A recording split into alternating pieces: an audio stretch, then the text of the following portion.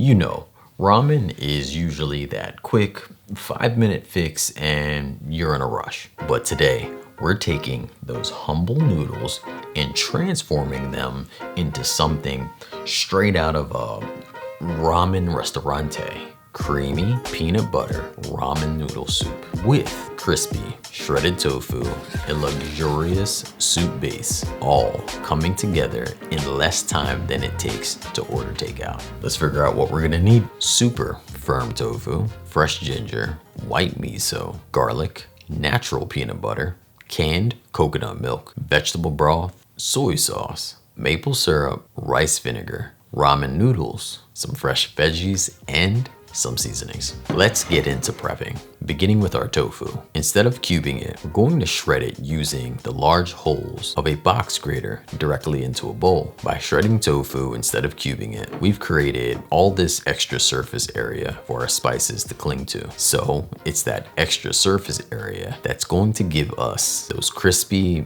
caramelized burnt ends that makes this feel like a $20 bowl of craft ramen instead of just a quick weeknight fix. Once shredded, set the bowl aside, and in 2 separate bowls, we're gonna mix our seasonings together. One for the tofu and one for the soup. We're adding smoked paprika, garlic powder, onion powder, ground coriander, white pepper, crushed red pepper flakes, chili powder, ground ginger, toasted sesame seeds, and optional Chinese 5-spice.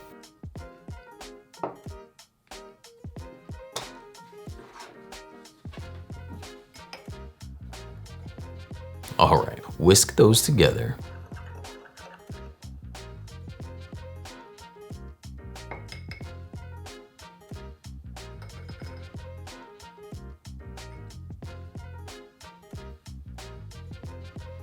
And add your tofu seasoning mix to your shredded tofu. Follow that up with some olive oil, soy sauce, maple syrup, toasted sesame oil, and then stir it all together. You want to take some time here and do it well. This way, everything is incorporated. Once finished, bring in a baking tray. Add your tofu to the baking tray and spread it out as evenly as possible. This is gonna go into the oven at 425 degrees for about 22 to 28 minutes.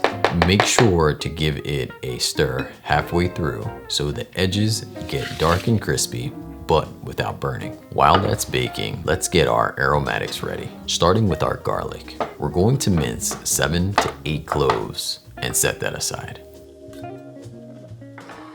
Next, I'm bringing out my ginger. We're going to shred it directly into the dish for maximum flavor and freshness. Over to the stove, add a pot over medium heat with a little oil. Once it's hot, add in your chili crisp, garlic, and shred in that ginger.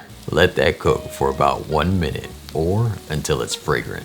Next, add your soup spices directly into those aromatics and stir for 30 seconds to a minute to allow the spices to bloom. Here, I'm adding in a teeny splash of soy sauce. It keeps the spices hydrated so they don't stick or burn, but it also starts building that deep and savory base for the soup. Now, add in your peanut butter and stir until it looks thick like a paste. Follow that up with more soy sauce, maple syrup, and rice vinegar.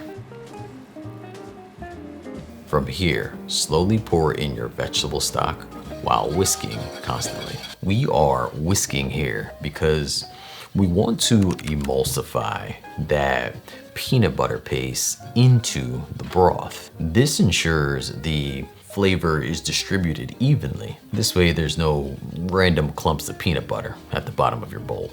But it also deglazes the pot and brings all those toasted spices from off the wall, just, back into the mix. Once incorporated, add your coconut milk and bring it to a simmer. Add your ramen noodles directly into the simmering broth. We're cooking the noodles directly into the broth for a reason. Not only does it save us a pot, which probably is the biggest reason for me.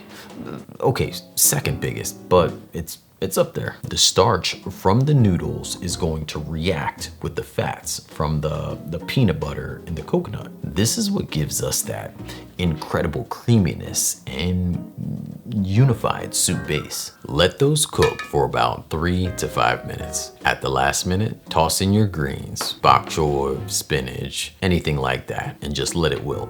All right, ladle that creamy peanut butter ramen noodle soup into a bowl. And then if you're like me, top it with just a mountain of smoky shredded tofu. The way this broth clings to the noodles is exactly what you want on a cold night or any night. Making something this good in quite literally the same amount of time it takes to order takeout, weekends will never be the same at my house. Also, I didn't mention this, but my youngest kept sneaking into the kitchen and stealing the crispy tofu right off the baking tray. And of course, I would be more upset if I wasn't doing the same exact thing. I mean, we basically just ran into each other trying to do it. It's like two hands just reaching above the counter and just like, no, get out of here. This full recipe can be found linked in the description, or you can head right on over to my website, makedairyfree.com. Thank you so much for watching. I love you. Until next time, you know what to do. Believe in good. Peace.